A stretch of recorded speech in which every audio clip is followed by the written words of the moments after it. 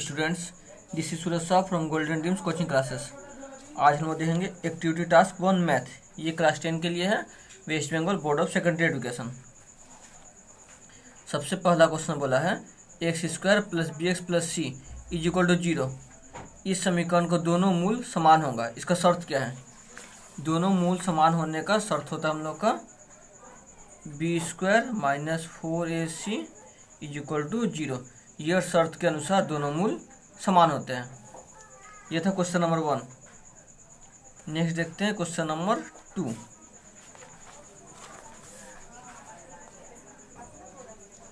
एक वृत्त का अर्धव्यास दिया हुआ 10 सेंटीमीटर और वृत्त की जो जीवा होता है, जीवा की लंबाई दिया हुआ है 12 सेंटीमीटर। अर्धव्यास और जीवा की लंबाई दिया हुआ है और वृत्त की केंद्र से जीवा तक की दूरी निकालना है। देख रहे हैं क्या होगा। सबसे पहले एक वृत्त को ड्रॉ कर लेते हैं। ये हो गया हम लोग का वृत्त और ये हो गया उसका केंद्र बिंदु, जिसको मान लिए O।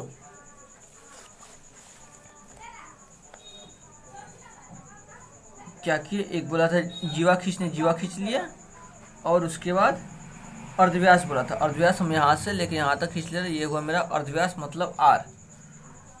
इसको मान ले रहे हैं A, इसको मान ले रहे हैं B।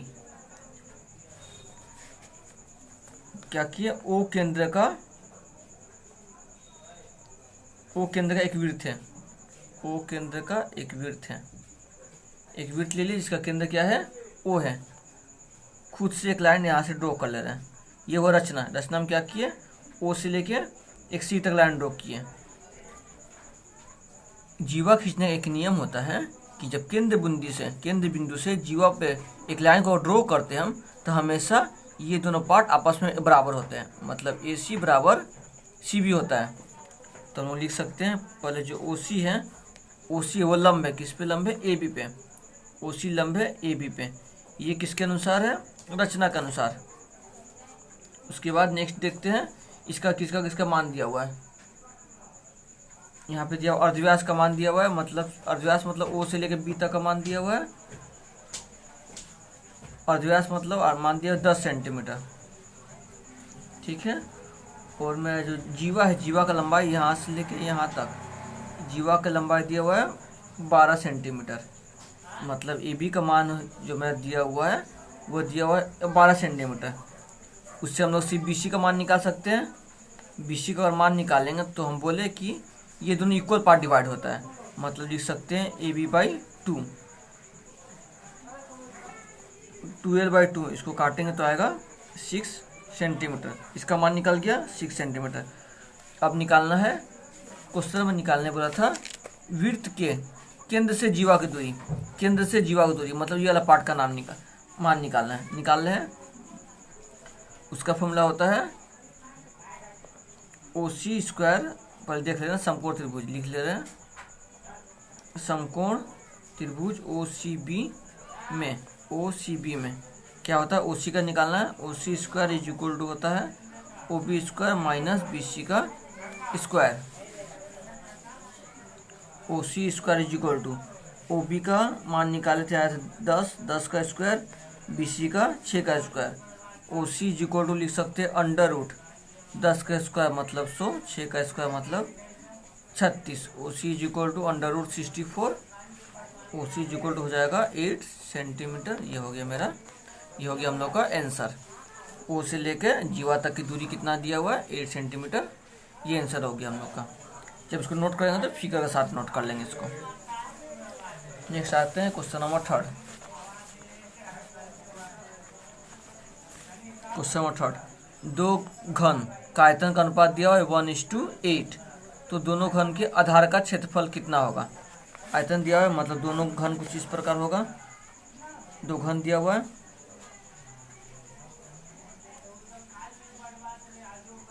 इसका आयतन का अनुपात दिया है 1, और जो दूसरा मेरा घन दिया हुआ है उसका आयतन का अनुपात दिया है मेरा 8। लिख लेते हैं, आयतन को लिखते हैं वॉल्यूम से। मतलब V1:V2। इसका मान दिया हुआ है 1:8।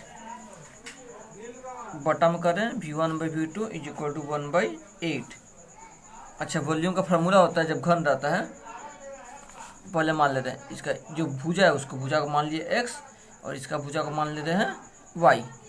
तो घन के आयतन का फार्मूला होता है भुजा का q, पहला भुजा का q डिवाइड बाई दूसरा घन की भुजा का q इज इक्वल टू 1/8।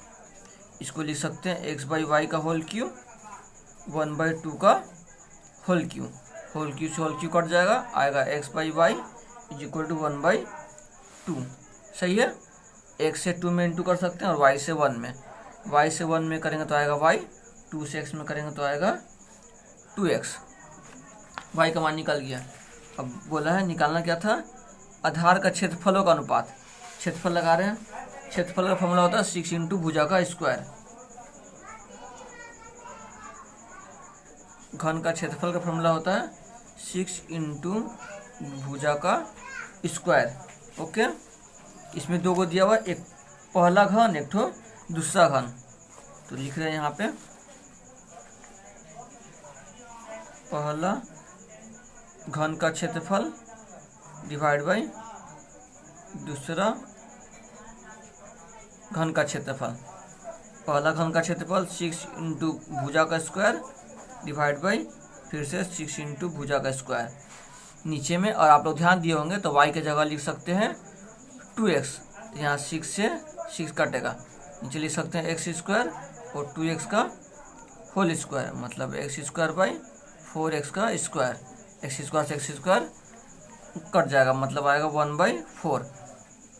पहला घन का क्षेत्रफल और दूसरा घन का क्षेत्रफल का अनुपात होगा 1:4। ये हुआ हम लोग का आंसर। ये हो गया question number 4। Question number 3 next देखते हैं। क्वेश्चन नंबर 4 में बोला है 400 रुपये का 2 वर्षों का समूल चक्रवृद्धि मिश्रधन दिया हुआ 441 रुपया, और तो वार्षिक चक्रवृद्धि ब्याज दर कितना हो, ब्याज दर निकालना है, मतलब रेट निकालना है। और 400 रुपये हम रखे हैं, मतलब ये हो गया मेरा मूलधन और ये हो गया मेरा मिश्रधन। लिख रहे हैं जो दिया हुआ है।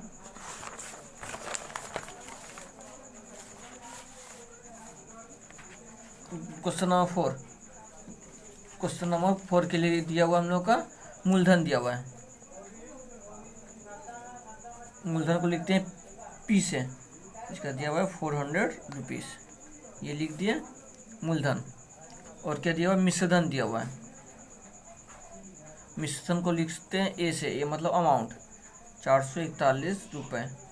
समय दिया हुआ है N से दिखाते हैं, समय को दिया हुआ है 2 वर्ष।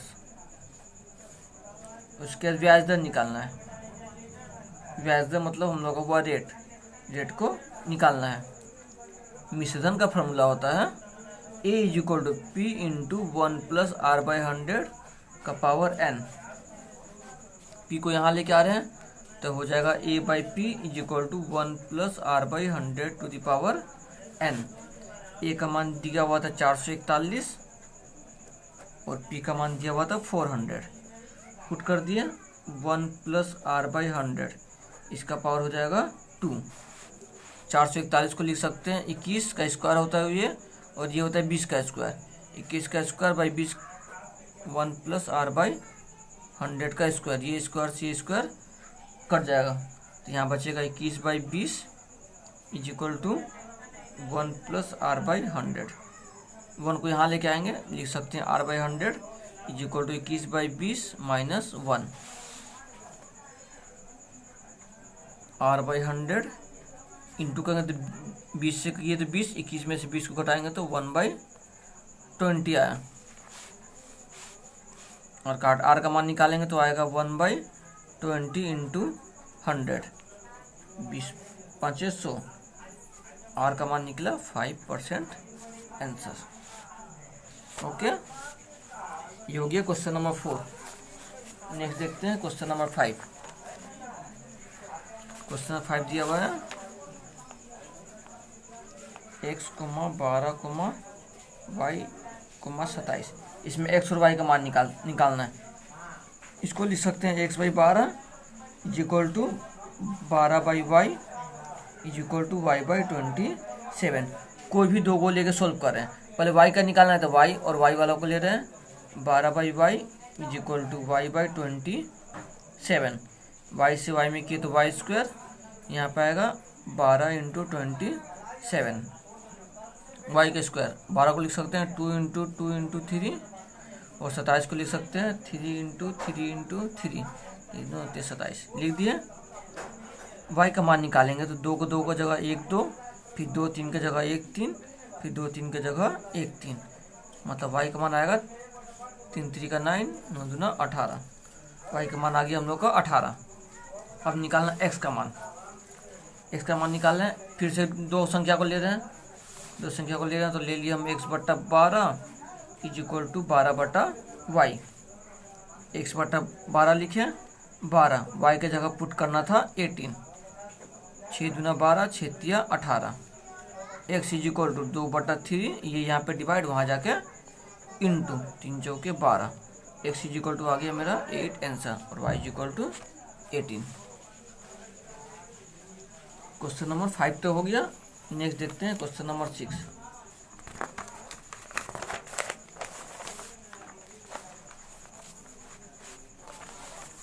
क्वेश्चन नंबर 6 थ्योरम दिया हुआ है।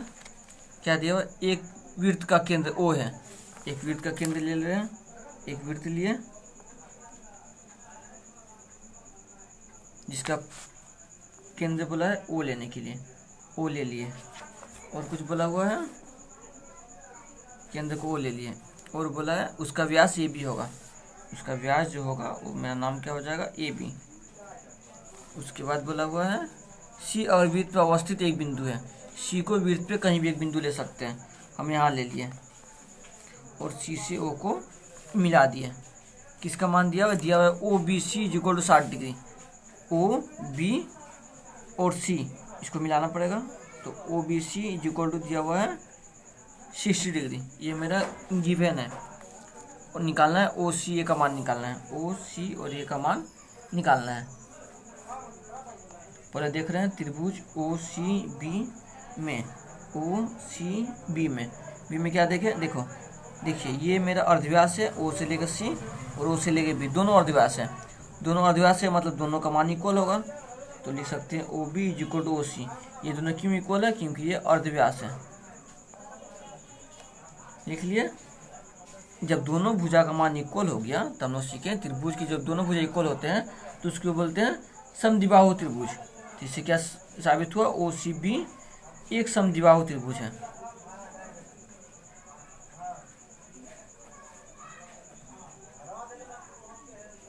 एक समद्विबाहु त्रिभुज है।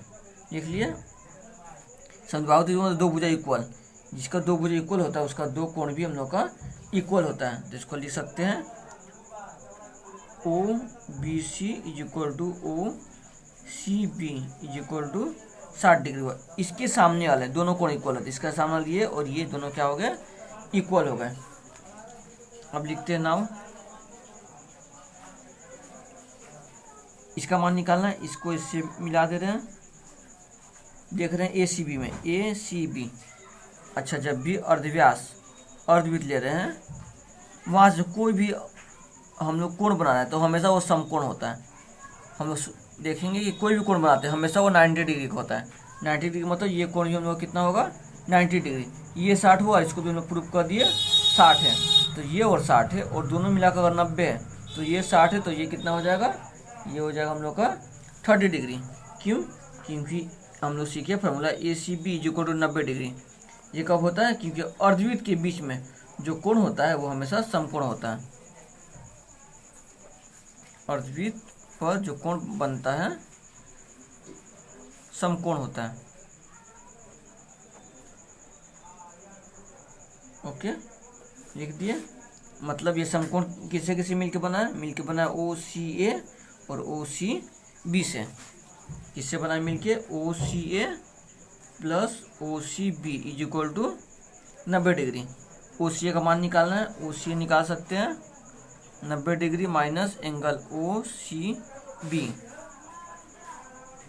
Angle OCA is equal to 90 degree.